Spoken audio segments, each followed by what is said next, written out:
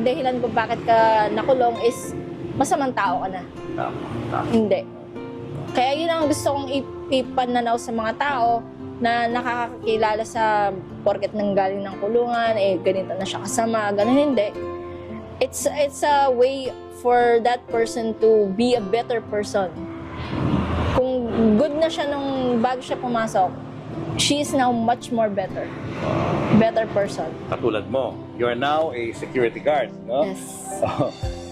Mag-iisip ngayon yung mga viewers natin, paano nangyari yun na dating artista, biglang naging security guard? Paano nga ba? Bakit ka naging security guard? Sabi daw kasi nila pagka dating artista ka, madalas naliligaw ka na ng landas, di ba? Na pupunta ka sa mga mabababang lipad, ganyan. So, yung pananaw ko po kasi, yung mga napag-aralan ko sa loob, yun, hindi dahilan yun para maging struggle mo sa life. Mas maganda yung gumawa ka ng paraan mo na sa magandang paraan, kahit pa paano kumikita ka na maayos. Gusto mo magkaroon ng sariling service? Yes, motorsiklo ba gusto mo? Opo, kasi pagka, pwede na pong lagyan ng sidecar yun pagka wala na po ako sa, Yan sa likod. Ganyan ba gusto mo? Kahit po, basta may service lang po. Talaga? Opo. Ayan, sa'yo na yan. Ay! Congrats! Regalo ko sa'yo. Ay! Thank you, yan! Oh my God! Brand new. Brand new na motorsiklo. Para sa'yo. Sa akin talaga to. Sa'yo. Sa'yo, magagamit mo na yan. Oh my God! Ito naman ang dream nyo, di ba? Magkaroon kayo ng service. Kaya may free na helmet, may free registration na, wala ka nang iintindihin. May lisensya ka naman siguro. Asawa ko po Kasi meron. yung husband mo may Oh my God! Thank you po. Thank you so much. Tutuba ako. Ano to, simula ito ng journey ni Bridget para sa isang panibagong buhay, pagharap sa hamon ng buhay. Kasama mo kami ron. Thank you po. Thank you.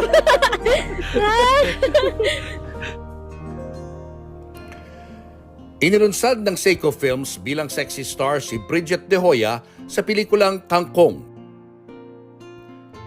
Dahil uso noon ng mga ST movies, naging instant hit ang pelikula. Bago ito, lumabas din si Bridget sa pelikulang Gigil. Nakakadalawang pelikula pa lang si Bridget, napilitan na siyang talikuran ang pag-aartista dahil sa mga personal na problema. Pagkaraan ng ilang panahon, biglang naging laman ng balita si Bridget noong 2018 nang arestuhin siya ng PNP dahil sa pinagbabawal na gamot. Pagkaraan ng 4 na taon sa kulungan, na-dismiss din ang kanyang kaso dahil sa kahinaan ng ebidensya. At ngayon, muling nagsisimula si Bridget sa pagsusulat ng panibagong yugto ng kanyang buhay bilang isang security guard. Nandito tayo ngayon sa Angeles, Pampanga at naghahanap po ako ngayon ng motorsiklo na pwede kong ibigay kay Bridget para magamit niya sa pang-araw-araw. At ito, magtanong tayo rito. Hi, hello! Hello! Magandang Good morning, sir. umaga. Yes, good morning po. Ano bang mga motorsiklong pwede namin bilhin dito na pariregalo ko kasi sa isang kaibigan natin? Ito po, sir, yung mabenta po namin ngayon, sir, na RS, na po ito, sir. Ang price po niyan is 42. Makakalis po tayo ng 2,000 discount po. Uy. Free helmet po siya, then 3 years registration na po, sir. O yan, kukunin ko na yung motor. Itong bayad. Sir. Yan. So, bibilangin natin, Sige, sir. bilangin mo na lang.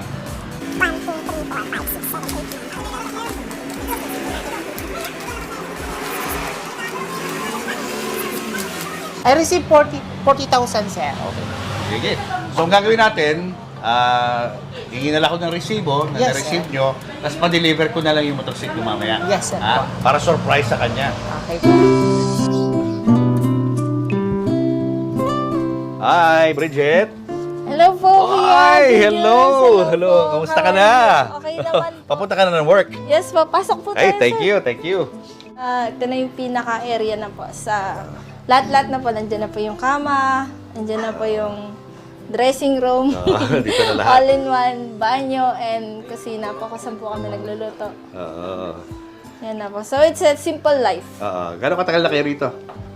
Medyo mga, yun po, 5 months mostly or 6 mga 5 ganun. months na. Opo. At ito yung uniform mo. Yes po. Dahil security guard na po siya ngayon. Papunta ka na ng work, no? Yes, sir. O Papunta sige, na po samahan ako. ka namin. Sige po, sir. Ha?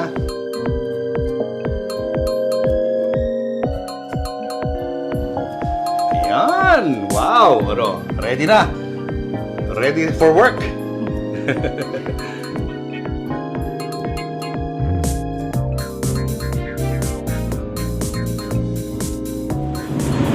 Guys, kasama na natin ang dating sexy star na si Bridget De Hoya. Bridget, kumusta ka na? Ito, sir. Okay lang naman po. Oo. At ngayon nga, kitang-kita naman natin, guys, no, na siya ay isang security guard. Pero si Bridget ay dating sexy star, no? Yes, sir. Lumabas ka sa mga pelikula ng Seiko. Mga ilang pelikula ba nagawa mo? Mga dalawa po, sir. Dalawa lang. Yes. Tapos huli kitang napanood doon sa interview ni Corina kung saan nasa loob ka ng kulungan. Yes, sir. Gano'ng katagal ka nakulong? 4 years po yun, sir. 4 years. Yes, sir. At anong kaso mo nun? 11-12 po. No bail. No bail. Yes, sir. Pero nakalabas ka ngayon. Yes, sir. Bali, yung kaso po kasi na yun, linaban ko po. Ang gusto po kasi ng mga pulis, kung gusto ko daw lumabas na mas maaga, 1 year, umamin daw po ako sa kaso. Eh sabi ko naman po, bakit ako aamin sa kasalanan di ko naman nagawa? So, pinaglaban ko po yung karapatan ko para makalabas po akong malinis. Ang kasong yan ay may kinalaman sa illegal drugs. Yes, sir. Siguro bago muna natin pag-usapan yung tungkol dun sa paglabas mo sa kulungan, ano ba yung nangyari? Bakit ka inaresto? Paano ka nahuli ng mga pulis? Yung storya po kasi doon, sir, may kinukuha po sila sa may Block 2. Eh, yung area ko po is Block 4. Tapos yung isang pulis po doon, kilala po ako sa Kapitolyo po siya nakadistino. Eh, yung time na may mga problema nga po ako sa mga bata, eh, nandun po ako nakilala. Kaya kinakilala po ako ng isang pulis, ang sabi nga po niya, yan si Bridget, mapagkakakitaan natin yan, sabi gano'n. So, akala po nila may makukuha po sila sa akin. Kaya yung nangyari, tinaniman po nila ako. Ano ka tinaniman? Nung katatapos ko lang po kasi magtanghalian nun, so malinis na malinis po yung lamesa sa may kwarto po. Tapos nung dumating na po yung mga pulis na yan, pinalabas po kami ng kwarto.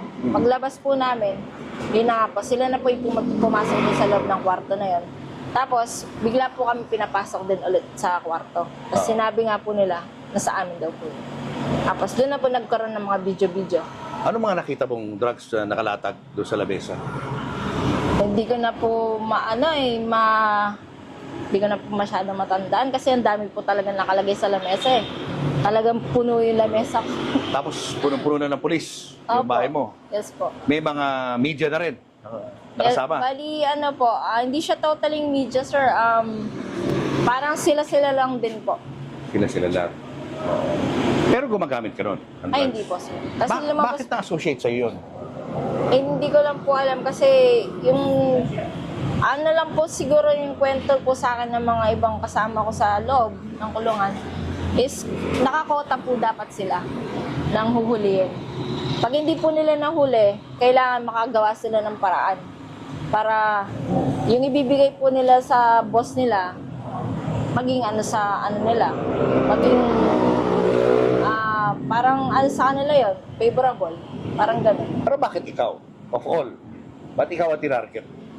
Gawa na nakilala po kasi ako na dati nga pong artista. Kala nila may pera pa ako, mapagkakitaan, may matutubos sila, ganun. Parang ransom ka. Parang ganun. May boyfriend ka ba nung time na yan? Parang ganun na rin po. Sino yung boyfriend mo nun? Hindi naman po siya totaling boyfriend. Parang nakasama lang po sa area na yun, na naghahanap po ng bahay na mauupahan. Magkasama kayo sa isang bahay. Hindi po, nagpasama lang po ako sa kanya nun. Siya ba hindi ko magamit ng drugs? Hindi ko lang po alam. Hindi mo alam. So, gaano katagal kang nakulong? 4 years po. 4 years. May biro-biro yun ha. Matagal din yun. Kamusta yung naging buhay mo sa loob ng kulungan? Ang dami kong nalaman, nakilala, tsaka natutunan. Unang-una sa lahat yung natutunan. Ah. Tapos naging lalong malapit sa Lord, kay God. Ah. Tapos yun, naging mas madiskarte sa loob kasi yung pag nasa loob ka, hindi ka pwedeng lumabas, hindi ka pwedeng gumawa ng paraan para kumain sa isang araw. So doon ko natutunan yun. Gaano kahirap sa loob? Sobra. Ano mga hindi mo makalimutan na mga Sa loob experience ng mo sa isang laboratory? araw po kasi isang beses lang po kayo bibigyan ng pagkain. So kayo na pong balang gagawa ng paraan para makakain kayo ng 3 beses sa isang araw. Pero yun nga po, dahil mabait nga po yung mga kasama namin na jail guards, which is nagpapasalamat nga po ako sa kanila. Dahil kahit pa paano, minsan nandun na po yung binibigyan po kami ng extra ng pagkain, na kahit pa paano. Tapos kung may mga dalaw, ganyan po. Oo. Tapos nakikilala ka rin ng ibang mga kasamahan mo. Kilala po ako doon sa area na Alam yun. nila artista ka? Opo. So anong ginagawa mo pag nandun ka sa loob? Nagpe-perform ka rin ba para sa kanila? Nagagamit ka rin ba ng mga jail officers para... Hindi ano? naman po. Normal life pa rin po. Normal person pa rin po sa loob. Kung ano yung trato nila sa akin, parang normal lang din po. Makipag-usap, ganyan. Pero performing, wala naman po. Pero pagka may mga occasions na, halimbawa, yung mga Christmas party, ganyan, puros mga halos lahat po kasi. Lahat po kayo dapat. Bawal po kasi yung isang tao lang pupunta, ganyan. Lahat talaga. Sinubukan ka bang hingan ng pera ng mga pulis na nang huli sa'yo noon? Yes po. Anong hinihingi nila sa'yo? Para daw, sa bill daw po yun eh. Tapos nung nakita ko nga yung papel ko, na binigay po sa akin ng mama ko, no bill po yung nakalagay. So sabi ko, bakit niyo sasabihin sa akin na ako magbibigay ng pera sa inyo? 63,000 yung hinihingi sa akin para makalabas lang ako. Nakalagay dito sa papel ko. Pinakita ko sa kanila na mismo nakalagay is no bail. Ako gusto ko lang liwanagin para na rin sa kapakanan ng mga viewers natin. Kasi baka nagdududa sila, iniisip nila, bakit naman siya yung tatargetin ng mga pulis kung wala siyang bahid ng paggamit ng pinagbabawal na gamot. So categorically, ano ba talaga ang totoo? Gumamit ka ba ever ng drugs sa buhay mo? Ay, hindi sir. Wala talaga? Hindi ka ba dinrug test noon? Siyempre, para malaman kung Nag-drug test po ako tapos lumabas po negative. negative. Kaya lalo po lumakas yung loob ko na Oo. ipaglaban yung kaso ko. Lumabas po akong acquitted at saka dismissed case. Dismiss. Set up pa nangyari? Yes po. Hindi ka na nag-file ng case dun sa mga humuli sa'yo? Hindi na po, sir. Hindi na? Pero nung bago-bago pa lang po ako na nasa loob, sobrang laki ng galit ko. Bakit?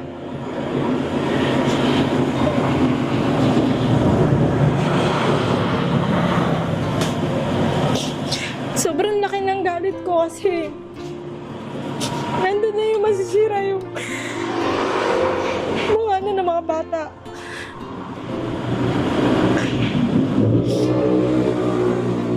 Tapos, sabi ko sa sarili ko, pag nalabong ko to, magka-counter affidavit ako. Pero nung habang tumatagal ako sa loob, na-realize ko na hindi tama na gumanti ka sa kapwa. Hayaan mo si Lord nang gagawa nun. Kumapit ka sa Panginoon noong mga panahon. Yes, sir.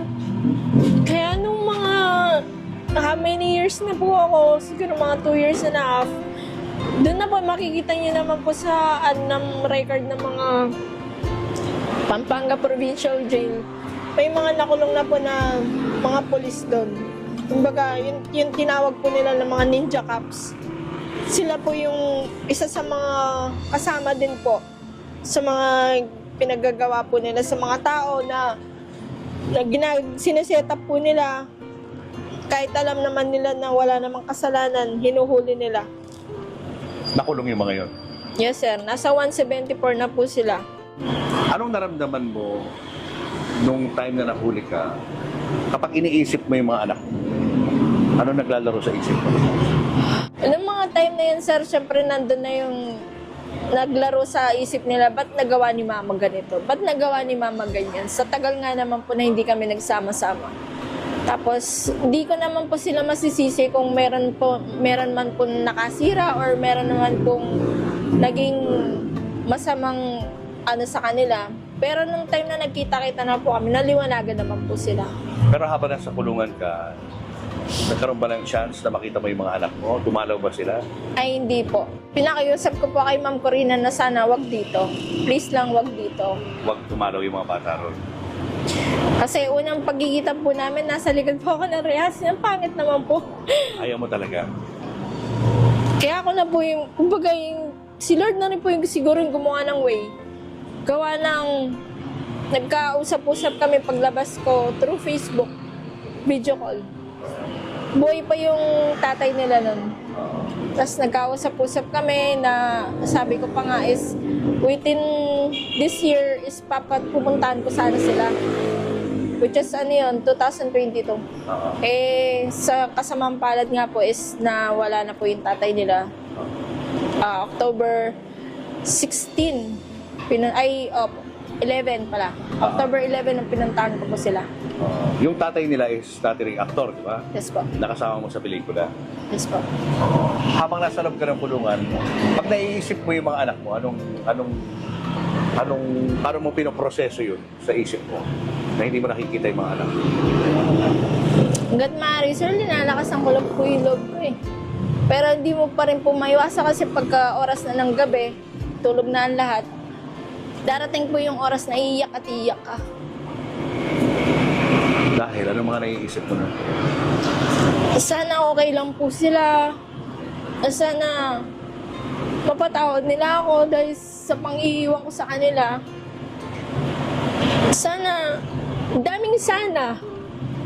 Pero lahat naman po yun nasagot. Nung nagkita na po kami. Nawala lahat. Okay. Ilang taon sila nung nagkahiwalay kayo?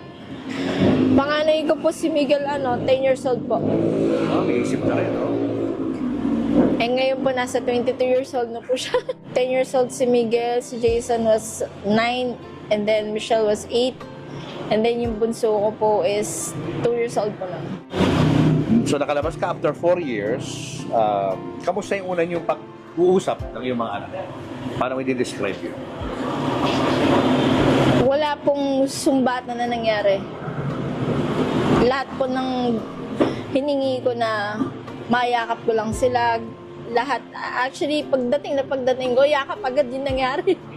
Walang usap-usap, yakap agad. Tapos yun, nag-iiyakan na kami. Kaming apat talaga, parang group hug talaga siya. Tapos, yun, dun na po nag-upisa yung questions na ganito, ganyan. Tapos, nothing bad naman po. May halong tawanan na rin. Yun. Ano pakiramdam na mayakap mo muli kami yung mga anak? Sobrang happy. Masaya. Ano reaksyon ng bunso? Nakita ka? Happy din po. Yumakap po siya na may Umakap din, ha? Would you say na isa yun sa mga pinakamasayang eksena sa buhay mo? Yes, sir. Super. Aha. Kasi hindi naman po nabibili yung mother's love. Yung kasiyahan na mayakap mo yung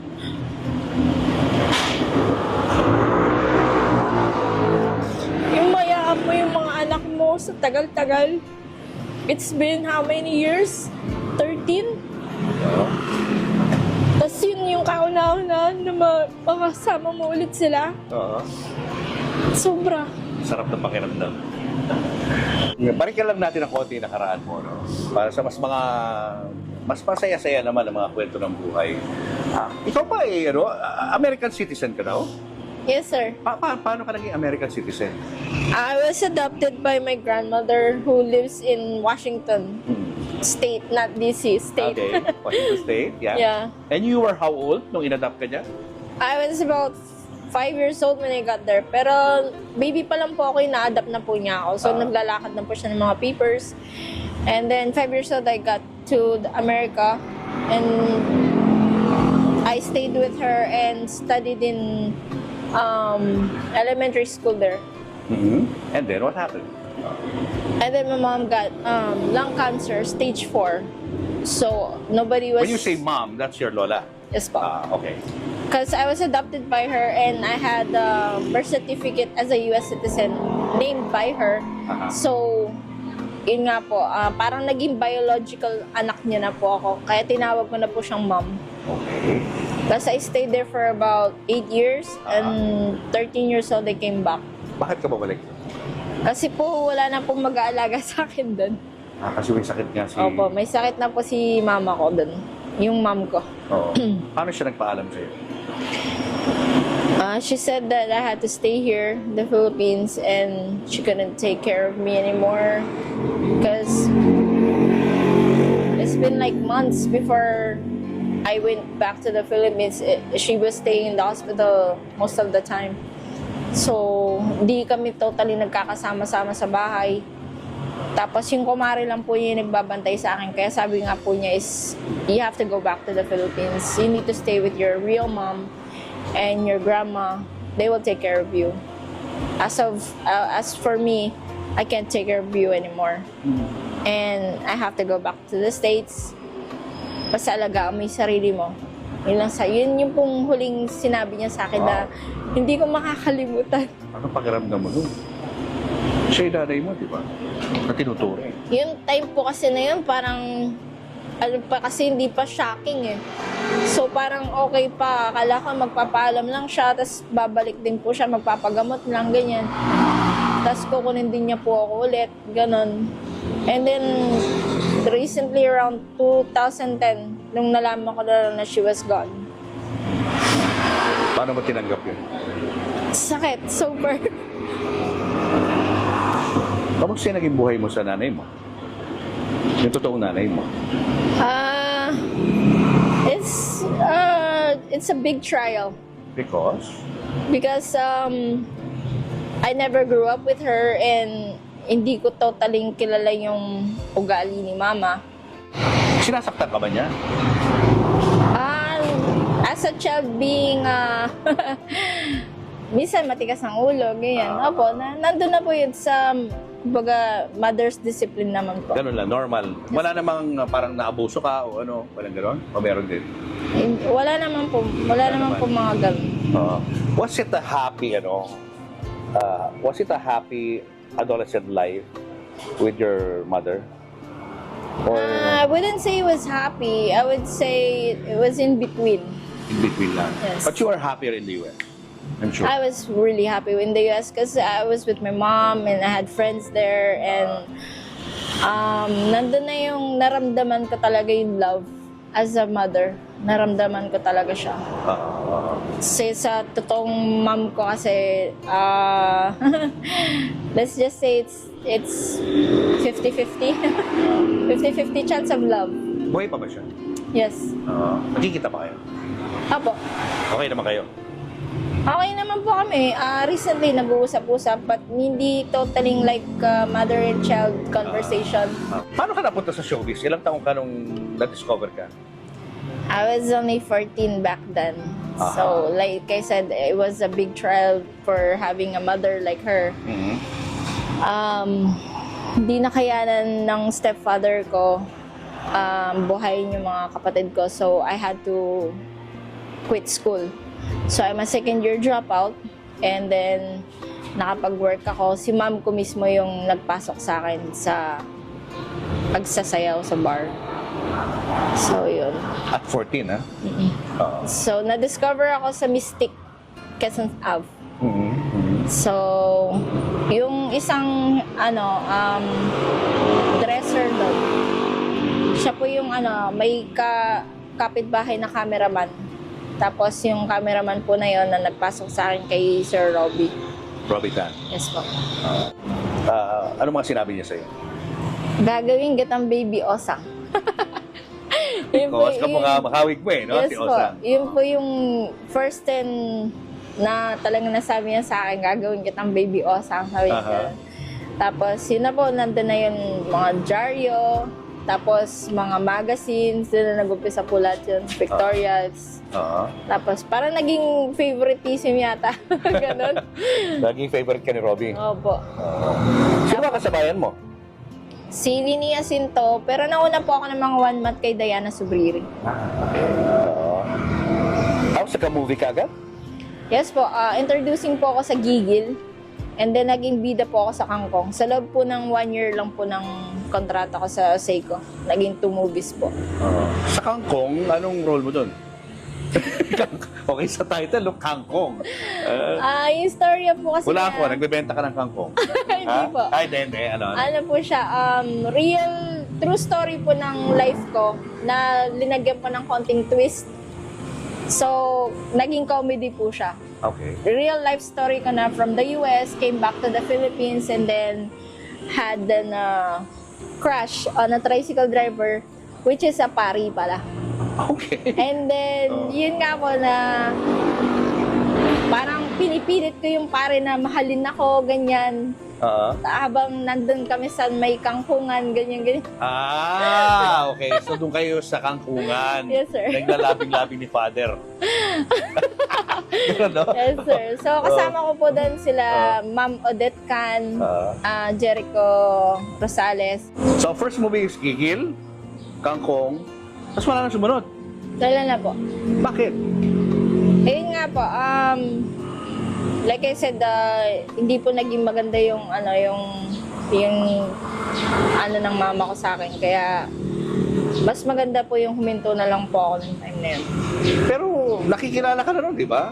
Nung inintroduce ka sa Kangkong. Yes po. So supposedly, dapat yun yung pinaka-unang-unang mong movie from a series of mga sexy movies. Yes po. Bakit?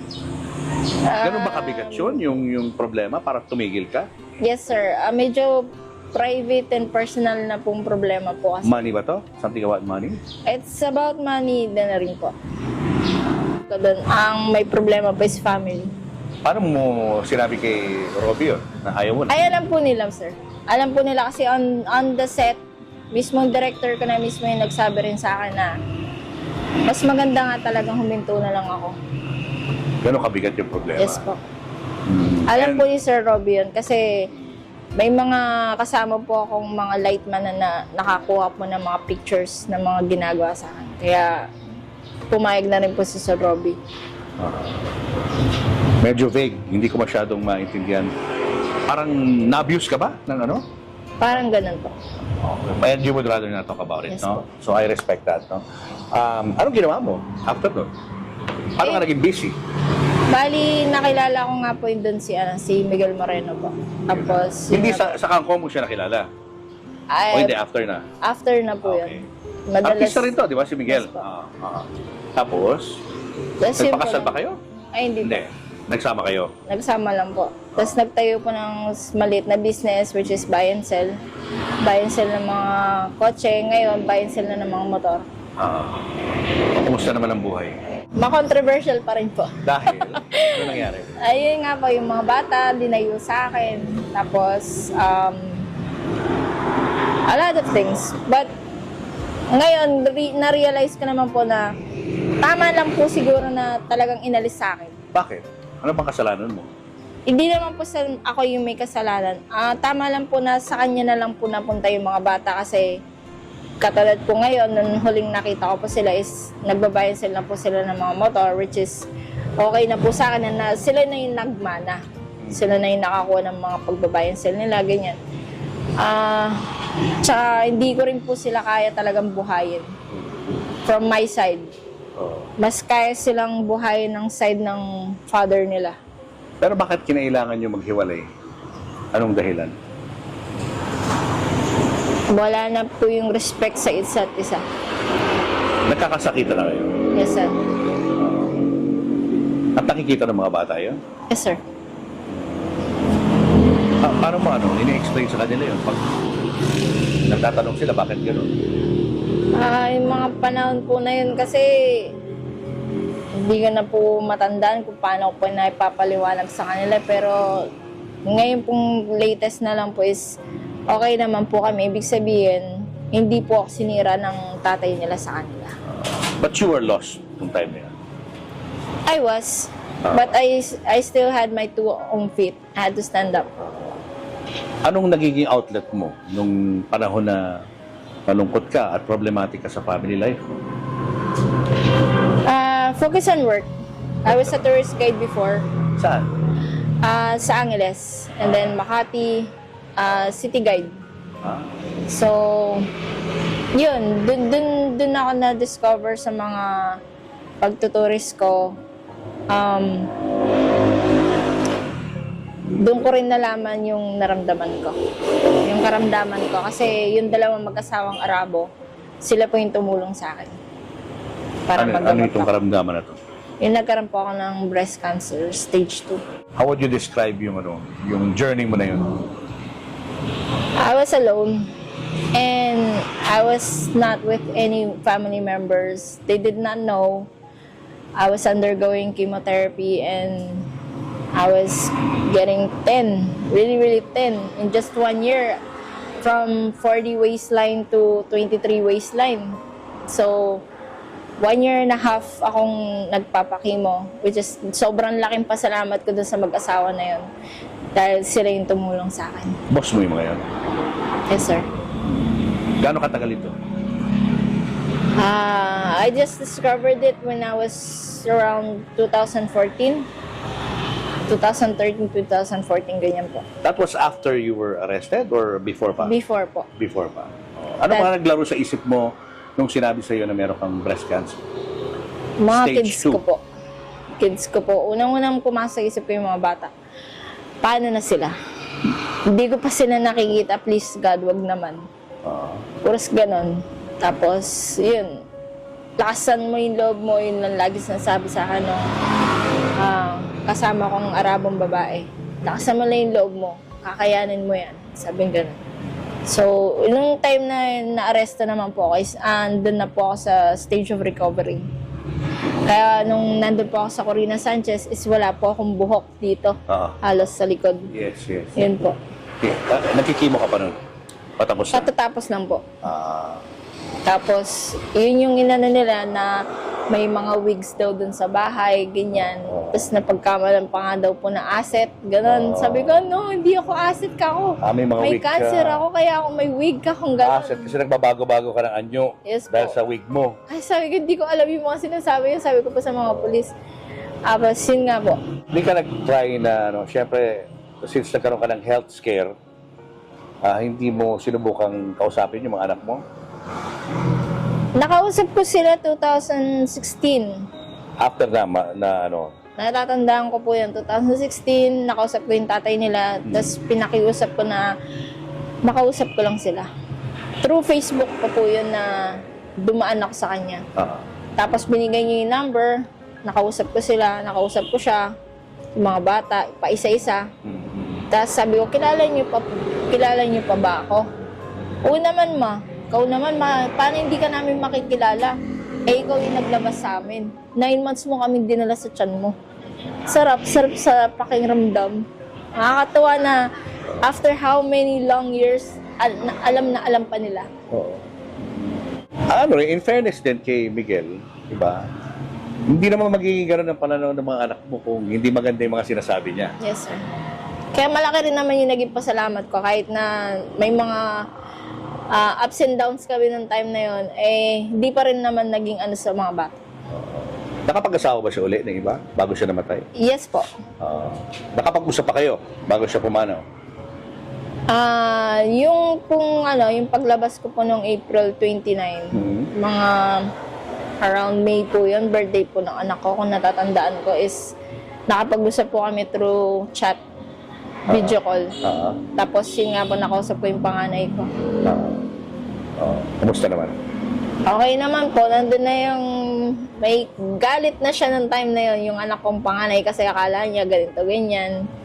Tapos sabi ko, papasyalan ko kayo para paliwanagan ko sa inyo. Yun na yung nagkaayos-ayos na Yun na kayo. po. Siyempre, may stigma yan eh. Ang society, pag nakita ka, ang tingin sa'yo ex-convict. Mga ganon, di ba? Kahit hindi ka naman convicted. Yes, sir. Galing ka sa bilangguan. Iba yung tingin. Sa totoo lang, iba yung tingin ng mga tao kapag nanggaling ka sa kulungan. So, paano mo hinarap yung ganong challenge?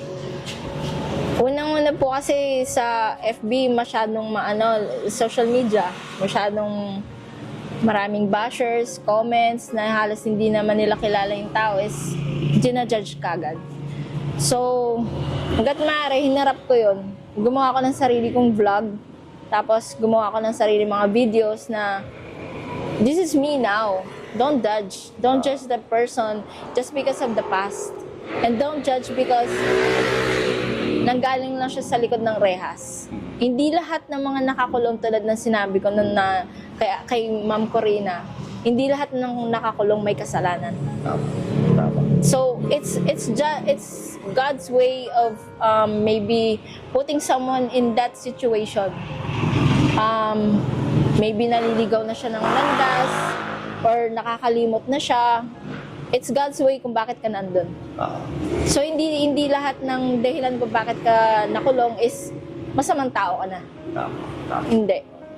Kaya yun ang gusto kong ipananaw sa mga tao na nakakakilala sa porket nanggaling ng kulungan, ganito na siya kasama, ganun hindi. It's a way for that person to be a better person. Kung good na siya nung bago siya pumasok, she is now much more better person. Katulad mo, you are now a security guard, no? Yes. Mag-iisip ngayon yung mga viewers natin, paano nangyari yun na dating artista, biglang naging security guard? Paano nga ba? Bakit ka naging security guard? Sabi daw kasi nila pagka dating artista ka, madalas naliligaw ka na ng landas, di ba? Na pupunta ka na sa mga mabababang lipad, ganyan. So, yung pananaw ko po kasi, yung mga napag-aralan ko sa loob, yun, hindi dahilan yun para maging struggle mo sa life. Mas maganda yung gumawa ka ng paraan mo na sa magandang paraan kahit papaano kumikita ka na maayos. Yung pagsisecurity na to na ko sa mama ko. Kasi security na siya ng una. Tapos sabi ko, pasok ako. Tapos yung kapatid ko ganun din. Supervisor na siya ngayon.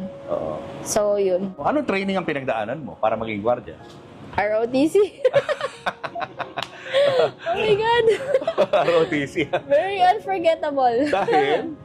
Hindi naman po ako nag-aaral ng criminology but still yung pinagdaanan ko parang mas malala pa po yung mga pinag-aralan ko kaysa sa yung nag-college ka ng criminology. Ano katagal yun, yung training? Mabat lang naman po ng mga ilang buwan. Ilang buwan 2 na? or 3 months po. Ano yung first duty mo as security guard? First duty, market. Supermarket. Supermarket. Yes.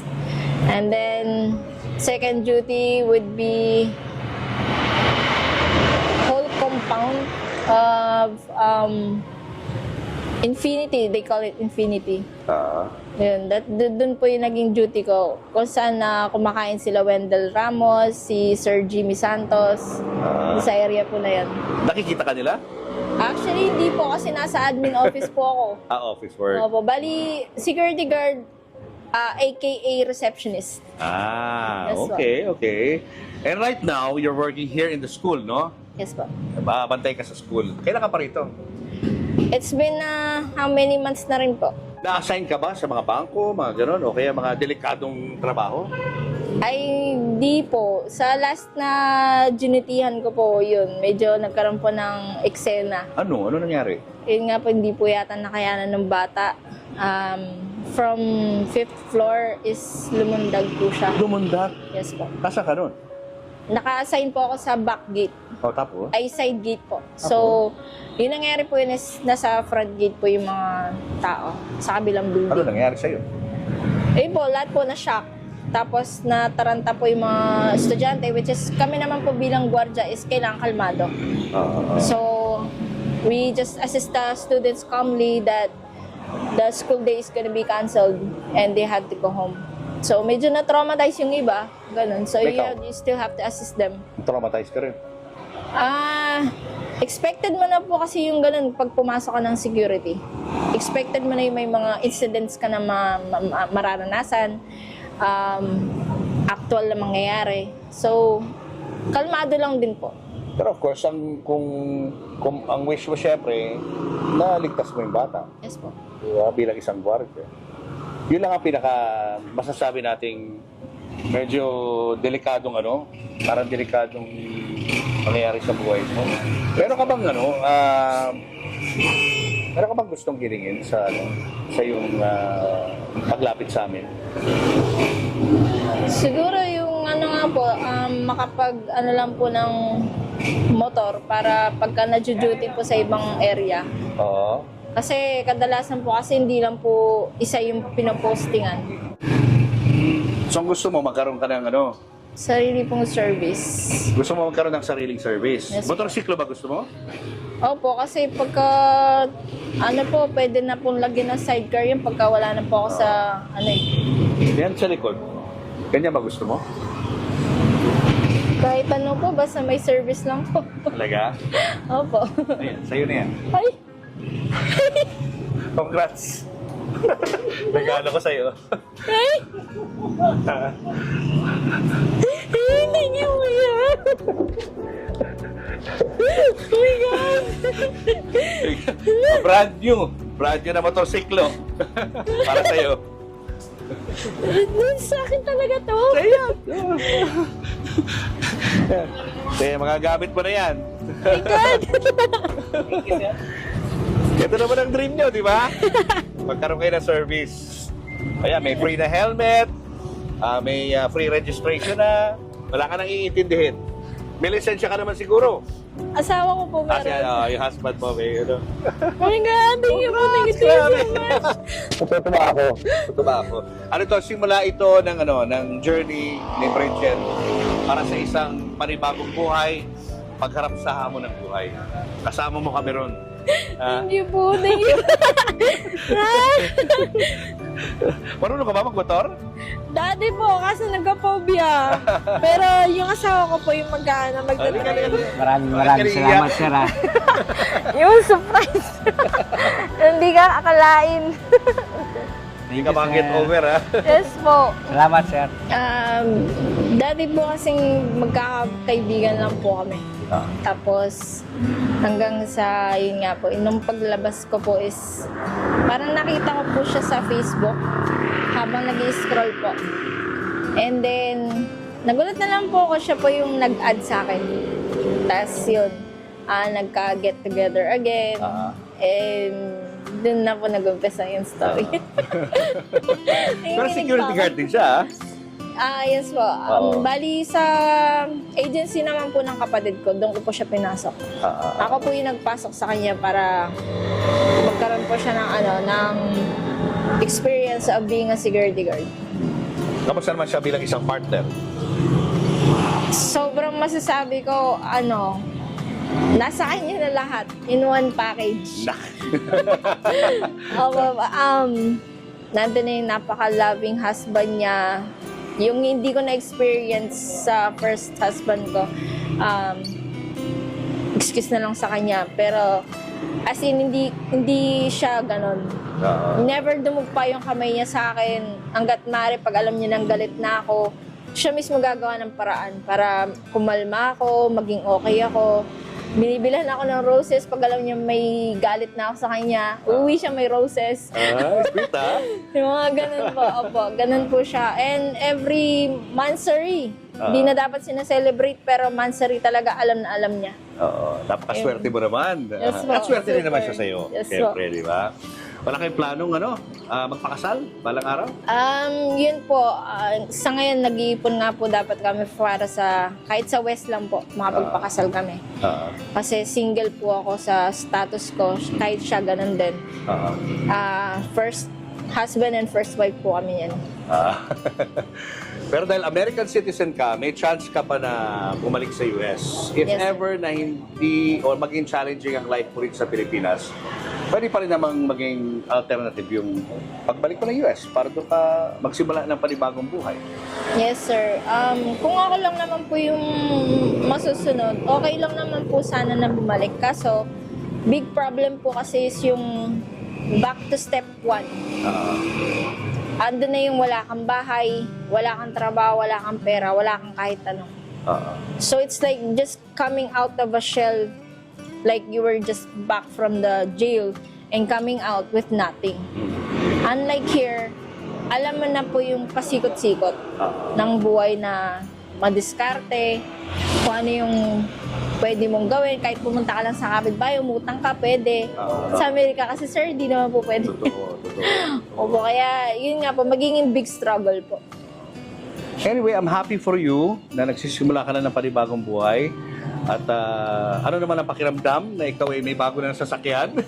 Magkano yung feeling, iba? Nanginginig pa rin ako. Nanginginig pa rin ako. Thank you so much. Thank you po talaga. Malaking bagay na po sa amin na may service po kami kasi especially sa expenses, everyday expenses is masyadong mahal po.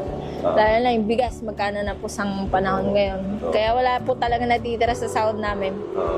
Dalawa na po kami nagtatrabaho, nagbabayad pa po ng bahay. So, malaking bagay po talaga. So natutuwa naman na kami at least ay nakatulong kami sa iyong journey tungo sa pagbabago ng buhay, pagharap sa mga hamon ng buhay, and hopefully ay mas lalo pang maging maunlad ang buhay nyo sa mga darating na panahon. Yes po, thank you po. Oo, congrats ha. Thank you so much, sir. Thank you. Thank you. Congrats.